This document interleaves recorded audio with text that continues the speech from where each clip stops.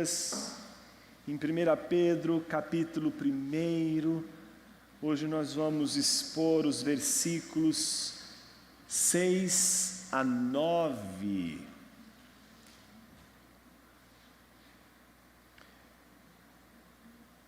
No último domingo, nós trabalhamos sobre o que não temos e desejamos, mas que melhor nos enriquece: a esperança, a herança futura, a salvação reservada por Deus aos seus no futuro. Vamos ver o que os versículos 6 a 9 de 1 Pedro nos reserva nesta manhã. Passamos então à leitura do texto. Diz assim a palavra de Deus: nisso exultais, ainda que agora sejais necessariamente afligidos por várias provações, por um pouco de tempo, para que a comprovação da vossa fé, mais preciosa do que o ouro que perece, embora provado pelo fogo, redunde em louvor, glória e honra na revelação de Jesus Cristo. Pois sem tê-lo visto, vós o amais, e sem vê-lo agora, crendo, exultais com alegria inexprimível e cheia de glória, alcançando o objetivo da vossa fé, a salvação da vossa alma. Oremos. Senhor Deus, fale conosco através de Tua preciosa, gloriosa palavra. Que sejamos alcançados, nutridos, alimentados por ela nesta manhã, e que diante dos sofrimentos, das provações, a nossa alma não sucumba, mas pelo contrário, seja renovada em amor e alegria. Assim oramos, em nome de Cristo Jesus, teu Filho. Amém.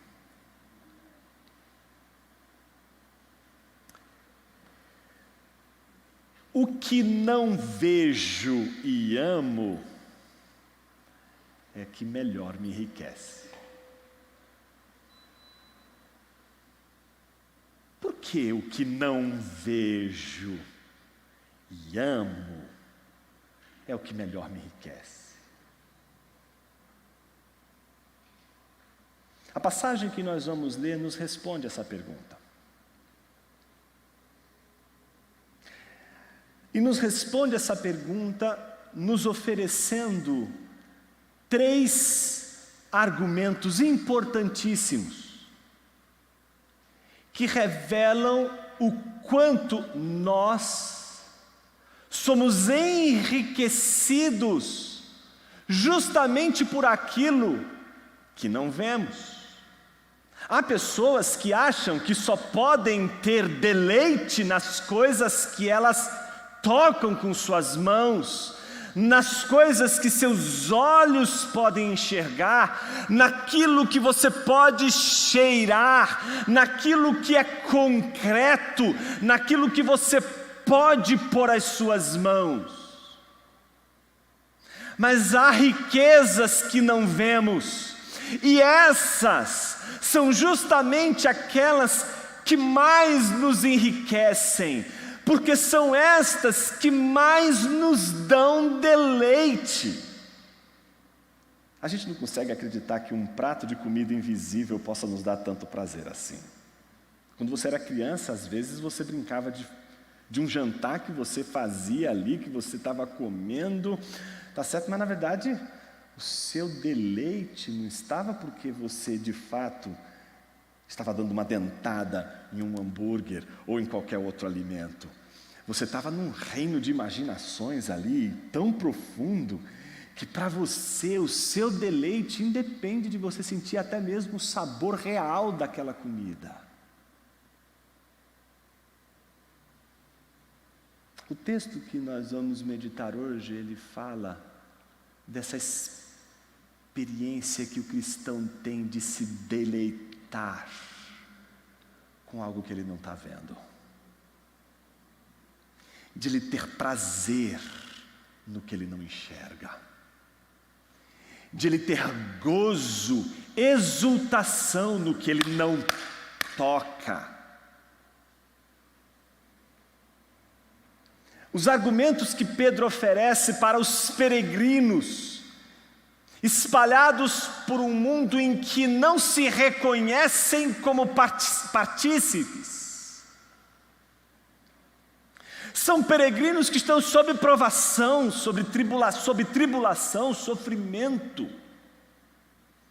Então, depois de falar do futuro, falar das coisas do futuro, de tudo aquilo que lá na frente Deus está reservando para esse povo espalhado e peregrino, agora Pedro vai oferecer uma argumentação para a vida presente, porque a gente não pode só olhar para as coisas lá na frente, como se estivéssemos obrigados a esquecer o que está acontecendo aqui e agora, como se o aqui e agora não fosse importante. Então, logo depois de apresentar o tesouro futuro, agora Pedro chama a atenção de todos aqueles peregrinos para o chão, para o aqui e agora. E como ele vai fazer isso?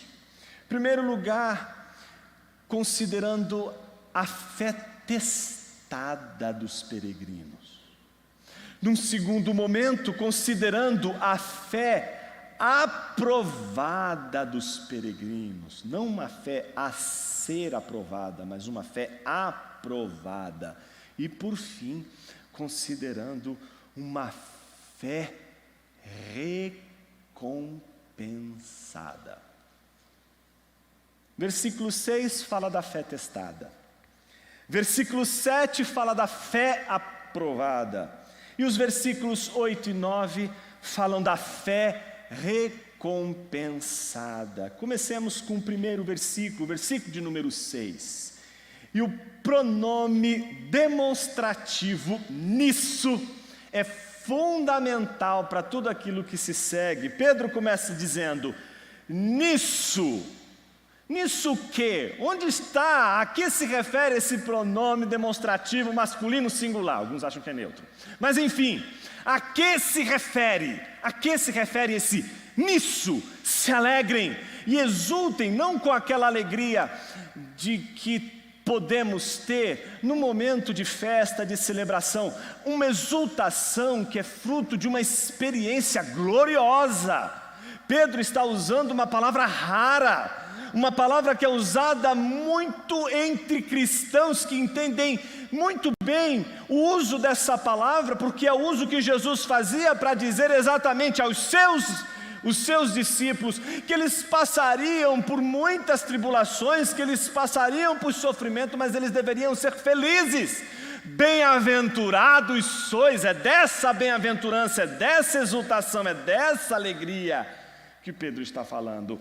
Nisso, alegrem-se, exultai, tende deleite, mas um deleite espiritual, um deleite que os cristãos nutrem e podem ter, um afeto, uma afeição que cristãos podem ter, mas que o ímpio não conhece, aquele que não crê e não foi regenerado, não pode saber do que se trata, não consegue provar, não tem condições para apreciar, não consegue sentir, não consegue provar, porque precisaria nascer de novo para ter esse tipo de deleite. Pedro está falando de um deleite, de uma exultação que somente aqueles que foram regenerados podem provar. Por isso, quando ele diz nisso tudo que foi dito, nisso que foi colocado em todos os versículos 3, 4 e 5, quando Pedro faz questão de, diante de uma bendição a Deus, dizer que fomos regenerados para uma viva esperança, para um tesouro que tem os atributos de Deus, que é o nosso próprio Deus, e para uma salvação que nos foi preparada para o futuro, foi para esses 3 fins que Ele nos regenerou. Então nisso temos que nos alegrar. Um crente que não se alegra na salvação de Deus, um crente que não se alegra na obra de Deus, um crente que não se deleita com isso, vai passar por sofrimentos como qualquer outra pessoa. E vai ser sempre amargo o seu sentimento. O gosto é azedo. Só há uma possibilidade do cristão no meio do sofrimento provar das delícias da experiência com Deus. Se ele perceber o quanto é valioso o seu Deus. Nisso exultais. Exultais em tudo isso, por quê? Veja o que Pedro vai dizer. Ainda que agora sejais afligidos, é isso? Não, tem uma palavrinha aí muito importante. Necessariamente. O sofrimento na vida do crente não é uma mera fatalidade. Se você é um peregrino e sabe que é povo de Deus, sabe que Deus te ama e exerce misericórdia sobre a sua vida, o sofrimento para você não pode ser uma obra do acaso. Você não pode pensar o sofrimento como algo comum a todos os seres humanos. O sofrimento, no seu caso, é algo necessário. Necessário no seu caso, mas jamais necessário no caso de um ímpio. Só é necessário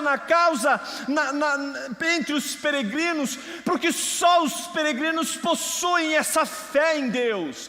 E é o sofrimento do peregrino que vai provar essa fé, que vai testar essa fé, que vai fazer com que essa fé, ela seja na sua prova, testemunhada como legítima ou como espúria, falsa. Então o que Pedro está dizendo num primeiro momento, nisso exultai, exultem em todas essas coisas, ainda que agora necessariamente sejais entristecidos, contristados, sofram e sejam provados. Alguém poderia dizer, mas Jonas, como me alegrar quando o sofrimento e as provações parecem ser tão demasiadamente pesadas ao ponto de não conseguir carregar? Observe o que Pedro diz, nisso exultais, ainda que agora sejais necessariamente afligidos por várias provações, por um pouco de tempo. Não se trata de uma provação que necessariamente passaremos e que jamais terá fim. Pedro está dizendo que os sofrimentos, eles têm um instante, eles duram um momento, eles não são para a vida toda, eles duram apenas um instante. E é esse instante que a nossa fé é provada, e provada por uma razão muito simples. Ela é provada a fim de termos em mente os fins para os quais Deus nos regenerou. Então, primeira coisa importante, não existe vida cristã, não existe experiência cristã sem uma fé provada.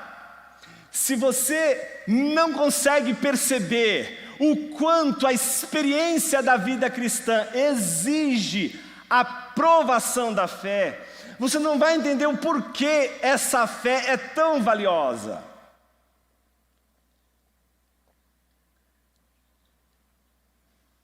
Sabe você ter alguma coisa que você não sabe se vale ou não? É o que a gente às vezes tem com alguns sofrimentos. Sabe aquela pergunta, mas para que eu estou passando por isso? Isso não está me agregando nada. Eu estou só sofrendo. Cadê o valor disso aqui? Por que eu estou tendo que enfrentar tudo isso? Sabe, você não entender o motivo, a razão do sofrimento, faz você simplesmente olhar para o sofrimento como algo inútil, algo sem nenhum valor. Então os cristãos são obrigados agora a entender, pela linguagem e argumentação de Pedro, o quanto é necessário que eles entendam que a fé ser provada é o único caminho pelo qual eles vão valorizar, inclusive, aquilo que eles têm. Eles só vão entender o valor da experiência que eles estão tendo se diante da provação, do teste, eles saberem que essa fé que eles têm dentro deles e que é a única garantia de que aquelas promessas feitas por Deus vão de acontecer, é esta fé ser provada e ficar claro para você de que você possui essa fé e de que essa fé te move. Não tem nada mais destruidor na vida de um cristão do que a insegurança e a incerteza com relação à genuinidade da fé. Me dirijo a você nesta manhã que está aqui e aqueles que estão ouvindo este sermão.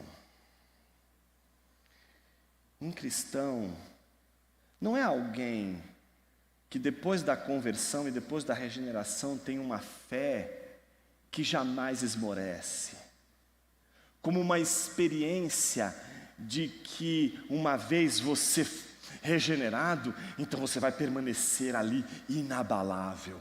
O primeiro sofrimento, a primeira tragédia, a primeira provação, ela já vai mostrar para você esse grande movimento da provação e do teste da nossa fé que acontece ao longo de toda a nossa jornada, desde o início até o fim da sua peregrinação. A sua fé será provada, e essa fé será provada não porque ela é uma fé simplesmente mágica, como uma espécie de magia ou confissão positiva, mas como um movimento de confiança que só pode ser verificado como genuíno e verdadeiro diante da provação, diante do teste das nossas lutas e tribulações. Pergunta que a gente se faz é por quê? A resposta por quê está no segundo ponto, no versículo de número 8. Versículo de número 7, Pedro diz: para que a comprovação da vossa fé. Então alguém diz assim: mas Jonas, por que eu preciso ter a minha fé provada? Por que os sofrimentos, eles são o teste da minha fé? Pedro diz: para que a comprovação da sua fé, mais preciosa do que o ouro, porque o ouro que parece para a gente ser a coisa mais valiosa e mais duradoura é aquilo que vale menos do que essa fé genuína, essa fé verdadeira, e que é provado como genuíno no fogo, e que se permanece no fogo e é purificado no fogo, assim também a nossa fé, diante das provações, ela é purificada, ela é também renovada, ela é também testada, e quando essa fé não vai embora como um ente que sai de dentro de nós e nunca mais volta, nos abandonando à dúvida, nos abandonando ao desespero, nos abandonando às incertezas, a gente consegue dar valor a essa fé que não somente nos tornou povo de Deus, mas é a mesma fé que vai manter você peregrinando no meio das provações. Quer um exemplo disso? Uma fé falsa, ela não é poderosa o suficiente para fazer você enfrentar as provações. Uma fé falsa, ela é baseada no auto-engano, ela é baseada na afirmação que você faz da sua fé em Deus. Uma coisa é você afirmar, eu creio em Deus, outra coisa é você crer em Deus, são duas coisas diferentes. Uma é uma fala, o outro é um ato. Um é simplesmente um discurso, eu creio em Deus. O crer, que pode vir ou não acompanhado da fala, é outra história. Deixe-me dar um exemplo. Estava ali Jesus, sabendo que passaria pela maior de todas as suas provações. Ele já tinha enfrentado o deserto, já tinha enfrentado Satanás, mas ainda não tinha enfrentado a cruz. Então ele olha para os seus discípulos, e um dos seus discípulos é Pedro. E então ele diz: hoje mesmo ferirão o pastor e o seu rebanho ficará disperso.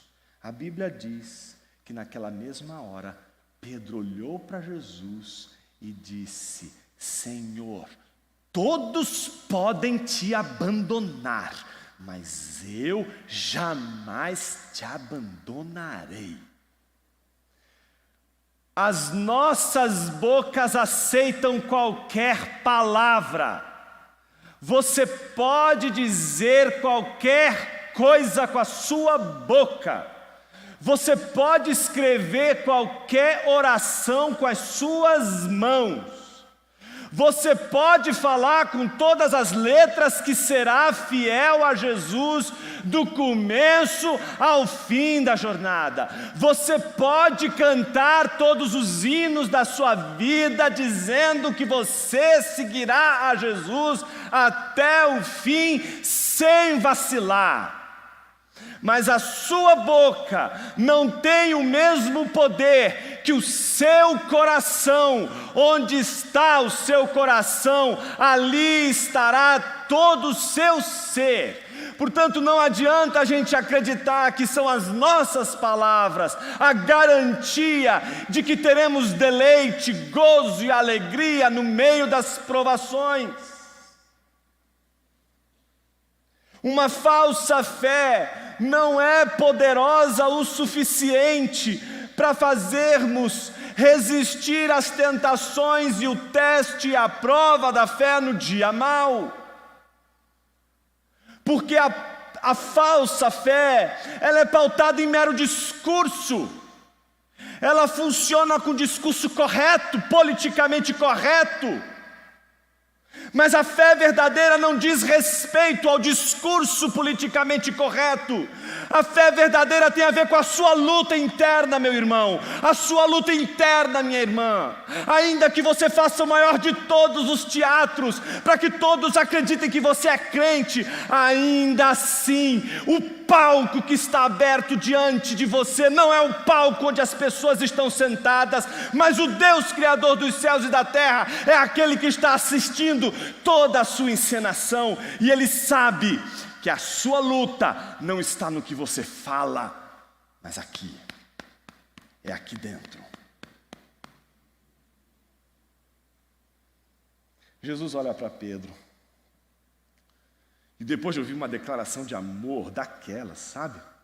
Aquele amigão seu que dá um abraço assim: olha, vou passar esse momento com você, te dar aquele baita abraço. Jesus olha, vê a confissão maravilhosa que Pedro faz de fé, vê Pedro dizendo: estarei contigo, Senhor. Jesus olha para Pedro, já sabe o coração de Pedro, sabe que Pedro é um fracassado, sabe que Pedro ainda não notou, ele ainda não passou, ele não conseguiu amadurecer a fé o suficiente, ele não conseguiu perceber algo precioso na vida cristã. Enquanto não passamos pelas tribulações mais difíceis da nossa vida, a gente não consegue sustentar a nossa peregrinação. Não conseguimos. Observe o que acontece com Pedro. Na mesma hora que Jesus diz: hoje mesmo negarás 3 vezes, porque Jesus, diferente de Pedro, sabia o que Pedro não sabia, como era o seu próprio coração. Então Jesus, sabendo que Pedro negaria, disse: você hoje vai me negar, e vai me negar 3 vezes. Pedro, no alto do seu auto-engano, da sua encenação, da sua piedade encenada, performática, ele diz: Senhor, jamais te abandonarei. E ainda ele conta com apoiadores que ao seu lado concordavam com ele e diziam: isso mesmo, jamais te abandonaremos. Eu não preciso nem te dizer o que aconteceu, né? É só você lembrar da passagem de Marcos e que você vai ver que o último que abandonou Jesus não foi os discípulos, mas foi um garoto que estava pelado, movido com apenas um lenço, e quando descobriram que ele estava seguindo, ainda que Jesus de longe, ele saiu correndo, pegaram provavelmente a capa que ele estava envolvido, e ele sai correndo pelado. Os discípulos já não estavam mais ali, nem Pedro estava mais ali. Pedro se assenta, quase que se escondendo dos outros, mas os outros percebem que ele não é deste mundo. Os outros percebem que ele não é deste lugar, mesmo que ele seja. O paradoxo está ali. Você não estava com Jesus? Jesus? Quem é Jesus? O outro diz, olha aí o seu sotaque, você fala igual a ele. Não, eu não sei quem é Jesus. Não, eu vi você ontem lá com ele. Não, não sei quem é Jesus. Observe que não foi assim.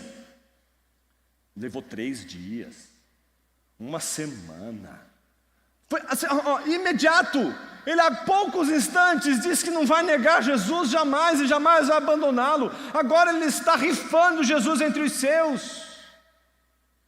É disso que eu estou falando nessa manhã, do seu teatro. O seu teatro. Você fala todas as vezes, eu creio em Jesus, creio em Jesus, creio em Jesus. Vem a tribulação, você, não creio mais em Jesus, acho que alguma coisa está errada, deve ter feito alguma coisa, estou na igreja errada. Eu estou fazendo, acho que uma campanha, eu tenho que fazer uma campanha numa igreja, porque a igreja tradicional não faz campanha, então não resolve o meu problema, eu preciso resolver o meu problema.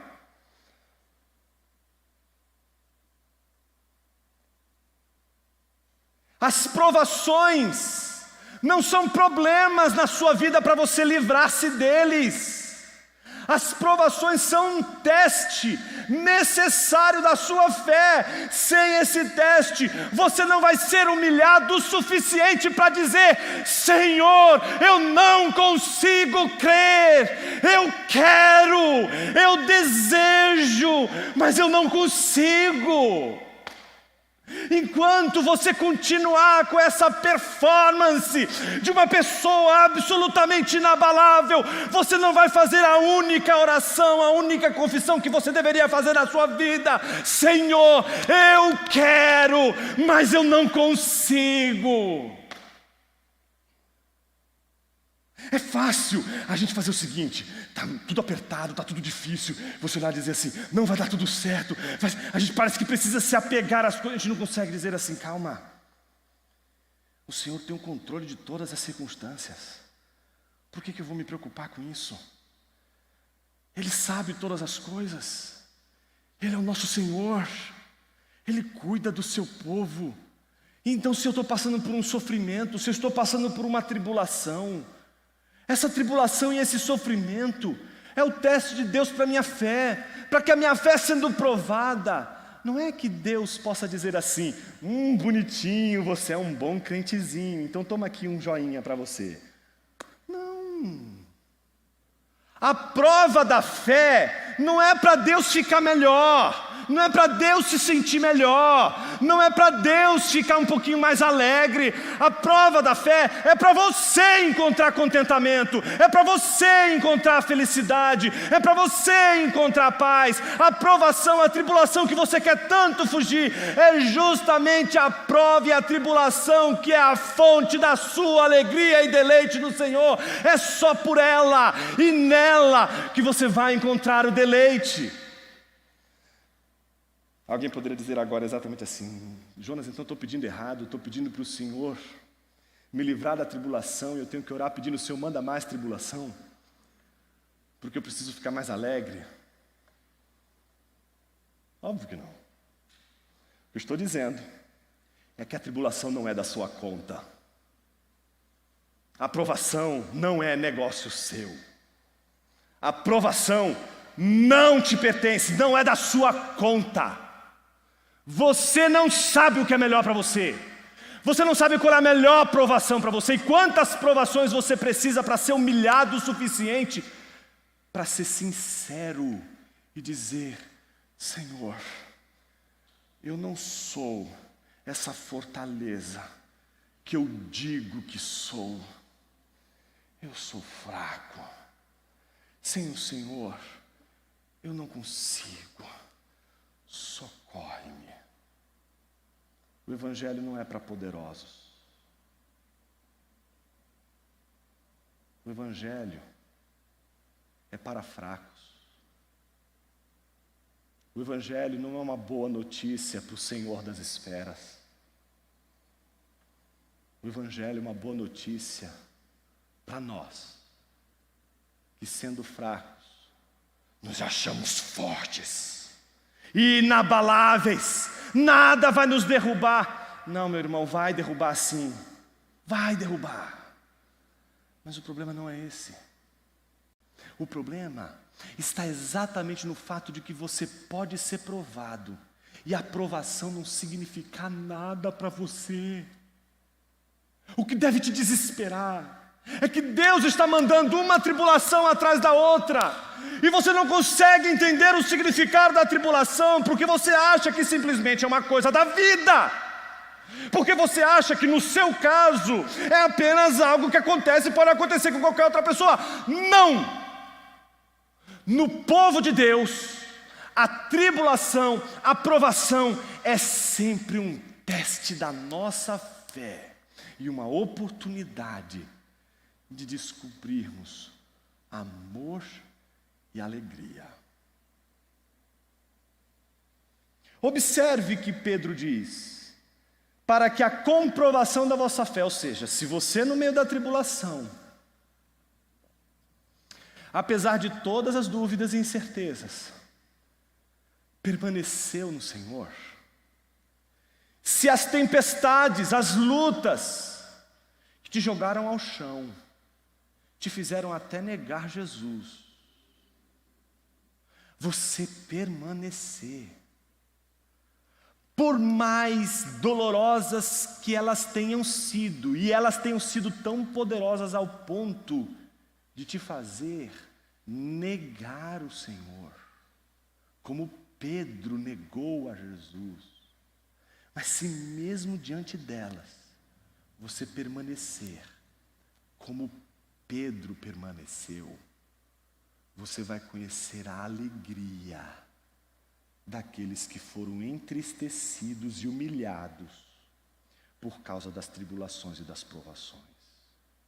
O orgulho é uma tristeza segundo o mundo e vai levar os discípulos de Jesus ao mesmo fim que levou Judas. A tristeza está no coração de Judas e Pedro.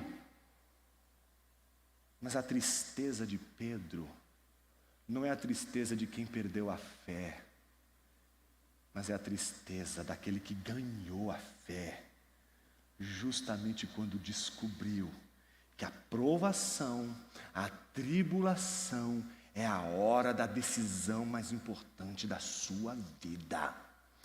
Ou você vai atravessar a provação crendo no Senhor, ou você vai abrir mão de tudo. Cristo nos deu exemplo. Ele está na cruz, mas ao mesmo tempo atravessa a cruz, sem blasfemar contra o Senhor. A mesma coisa, Pedro nega o Senhor, mas a Bíblia diz que aquela tristeza toma conta de Pedro. Essa tristeza está dentro da provação. Por isso compartilho com você, meu irmão, com você, minha irmã, que diante das tribulações e das provações, no fraquejamento da sua fé, na fraqueza da sua fé, no embrutecimento do seu coração, se afasta de Deus e tenta resolver do seu jeito, até uma hora que você descobre, não é do meu jeito. Deus está tratando com o meu caráter. Deus não está preocupado com sua grana. Deus não está preocupado com o que você tem. O tesouro não é a sua grana que você vê e toca, ama e se alegra com ela. A alegria e o amor do Senhor é o seu povo. E o seu povo é como o ouro que precisa ser purificado.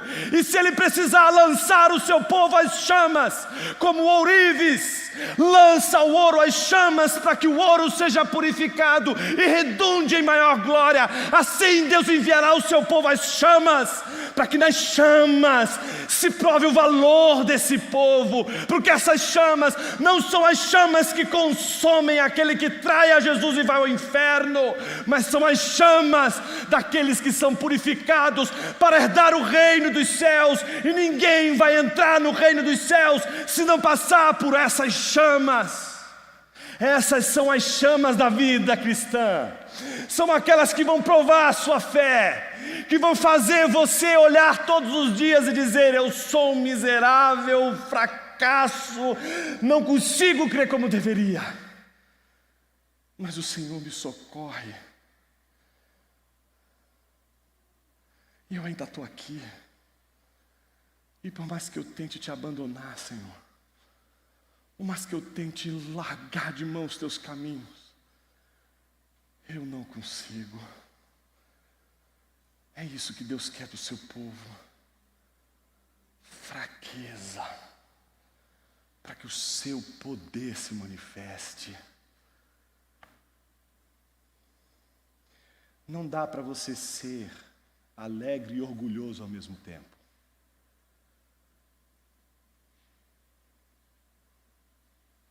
A alegria no Senhor, a afeição, o deleite no Senhor, está atrelado à nossa experiência de humilhação. É a aprovação, as chamas que nos enriquece, que nos torna valiosos, e que faz a nossa fé uma fé verdadeira, genuína e preciosa. Por fim, essa fé, quando passa no teste, quando ela é provada, ela é recompensada.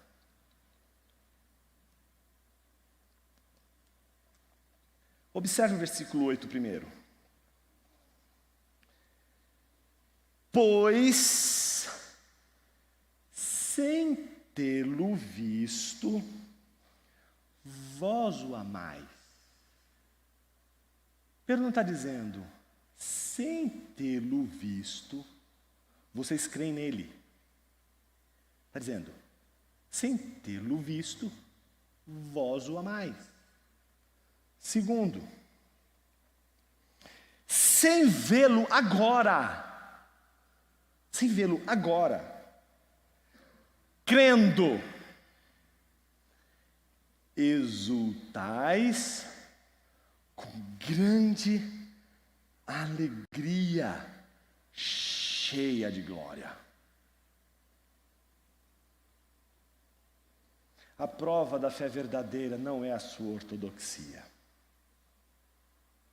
A ortodoxia é extremamente importante para que a igreja seja saudável, para que você cultive uma leitura saudável das Escrituras. Mas a prova da sua fé não é uma prova da sua ortodoxia. E é nisso que eu temo que hoje a gente perdeu em nossas igrejas. Talvez isso seja um pouco da minha experiência, que foi maravilhosa entre os pentecostais. Que apesar de muitas coisas das quais eu discordo hoje, algumas delas são tão preciosas que eu não abro mão por nada nesse mundo. E uma das experiências mais importantes deste universo que ficou para mim, eu quero levar com ele até o final de toda a minha vida, e se possível viver isso de forma extremamente multiplicada nos céus, é o deleite. Tradicional não sabe se deleitar, só sabe comprar manual de teologia sistemática, só sabe discutir questões de soteriologia, só sabe discutir questões de eclesiologia, só sabe ler livro. E não vem dizer que eu não gosto de ler livro não, você sabe muito bem do que eu estou falando. Os livros são maravilhosos, vão te dar muita luz, vão te dar muita clareza, mas se eles não te fizerem se curvar diante daquilo que é mais valioso, que não é o seu conhecimento de Deus, mas o próprio Deus. Se o teu conhecimento de Deus não te abrir os horizontes para você contemplar o Filho, se com todo o seu conhecimento você só consegue enxergar seus livros, você é um condenado a morrer ensimesmado em sua própria arrogância, em sua própria capacidade de querer controlar o Deus que você criou conforme a sua imagem e semelhança. Eu não estou falando aqui de estudos e nem da sua importância ou a maneira que a gente poderia desprezar, porque afinal de contas esse é um dos pontos que a gente critica nos movimentos mais carismáticos na igreja. A maneira, às vezes irresponsável, de lidar com os ensinos. Mas não estou me referindo a isso. Eu estou me referindo à nossa maneira de não apreciar o deleite no Senhor, de não se deleitar no Senhor, de não conseguir separar um momento da sua vida, da sua agenda, para se deleitar na contemplação de Deus, da sua presença. O reino de Deus não é um reino de intelectuais, o reino de Deus é um reino de amantes. O reino de Deus não é para cristãos intelectuais, o reino de Deus é para amantes. Por isso vai entrar no céu intelectual e vai entrar no céu quem não é erudito, vai entrar no céu analfabeto, como vai entrar no céu o maior de todos os eruditos da face da terra. Porque o reino do céu não é lugar para intelectuais ou não intelectuais. O reino dos céus é lugar para amantes, para aqueles que amam. A religião verdadeira, a fé verdadeira é a fé dos afetos, é a fé das emoções, das afeições do coração, das afeições santas, como dizia Jonathan Edwards, que por sinal abre as afeições religiosas, uma belíssima exposição de 1 Pedro 1,8. Observe o que Pedro diz: pois sem tê-lo visto vós o amais.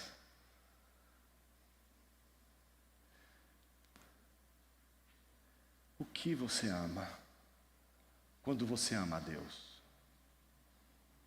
O que Ele vai te dar? O que Ele vai te oferecer? Ou o que você ama no Senhor é algo que não está em você, mas está nele. Deus só vai ser o alvo de nossa busca incansável por deleite, por gozo em sua presença, por alegria na sua presença, se tudo que a gente estiver buscando estiver nele e não em algo que Ele possa fazer em nós. Não é sobre o que Deus pode fazer em você no meio das tribulações, mas o que você pode enxergar no Senhor na hora das tribulações. A fé verdadeira é aquela fé que diante do fracasso, diante do descompasso do discurso e do ato de crer, consegue olhar para Jesus na hora da sua traição e ver Jesus como Deus perdoador, misericordioso e que está pronto a sustentar todo o seu amor no ato e não no mero discurso. A Bíblia diz que depois de tudo, Pedro se encontrou com Jesus ressurreto. E Jesus não olhou para Pedro e disse assim: Pedro, você leu a teologia sistemática do Gruden? Pedro, você fez o seminário, Pedro? Pedro, não. Jesus faz uma pergunta só. É a mesma que Ele está fazendo para você nessa manhã. Tu me amas?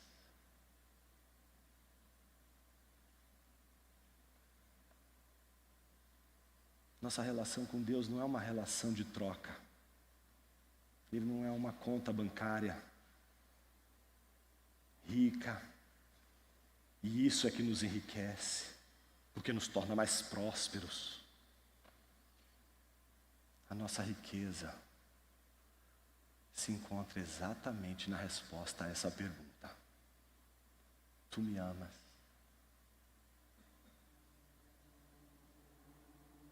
É engraçado que Pedro responde a Jesus dizendo: sim, Senhor, tu sabes que eu te amo. E a resposta de Jesus é maravilhosa, não? Apacenta o meu rebanho. Eu fico imaginando a gente quando trai o Senhor, de que a reação do Senhor deveria ser contrária. Deveria ser assim: sai daqui, seu desgraçado, você me traiu uma vez, e quem trai uma vez não merece nunca mais a minha confiança. Um dos gestos mais marcantes do Evangelho está quando Jesus diz àquele que um dia lhe negou, lhe traiu, teve a sua fé provada e fraquejou, caiu, negou ao Senhor, mas continuou, sabe-se lá por quê? Não sabe explicar como continuou, mas está ali, não consegue sair do caminho. Pode não ter nada no coração, o peito está vazio, mas continua ali. E de repente está diante de Jesus novamente. Jesus olha para ele e diz assim: cuida daqueles para quem eu dei a minha própria vida. Meus irmãos, o tesouro do Senhor é o tesouro da igreja. É a igreja pela qual Ele morreu e deu seu sangue. Este é o tesouro de Jesus. E é esse tesouro que Jesus está entregando a Pedro, dizendo: cuida deles. Como não se alegrar? Como não amar? Aliás, desde o momento em que Jesus ressuscita dentre os mortos e vai em direção à ascensão, quando Tomé diz que só vai crer quando ver as chagas de Jesus, Jesus não se opõe a mostrar para Tomé as suas chagas, mas ele diz a Tomé: felizes, felizes, bem-aventurados, alegres, exultosos são aqueles que não veem, mas creem. Onde estão os teus olhos? Para onde você está direcionando os seus olhos? Para onde você está dirigindo toda a sua vida? Os seus olhos são a lâmpada de todo o seu corpo, e toda a valorização e enriquecimento do seu ser está nos seus olhos. Para onde os seus olhos estão te levando? O que não vejo e amo é que melhor me enriquece. O que te enriquece na tribulação é justamente não ver o Senhor, é justamente não ver aquilo que você gostaria tanto de ver. O que te enriquece é justamente aquele momento em que você está dizendo: o Senhor dá um sinal, e esse sinal não aparece, e você não vê nada, simplesmente aprovação. É isso que você não vê, que melhor te enriquece. Porque o que você não vê e te enriquece é aquele que te ama, morreu na cruz e te regenerou para uma viva esperança, para uma herança indestrutível, incorruptível, inamovível, e uma salvação que te preparou para o fim de todo o drama divino.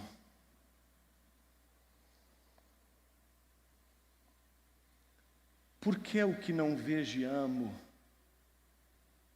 é que melhor me enriquece. Versículo 9, e com isso a gente encerra. Pedro diz: alcançando o objetivo da vossa fé, a salvação da vossa alma. O objetivo da nossa fé não é outro senão a salvação da nossa alma.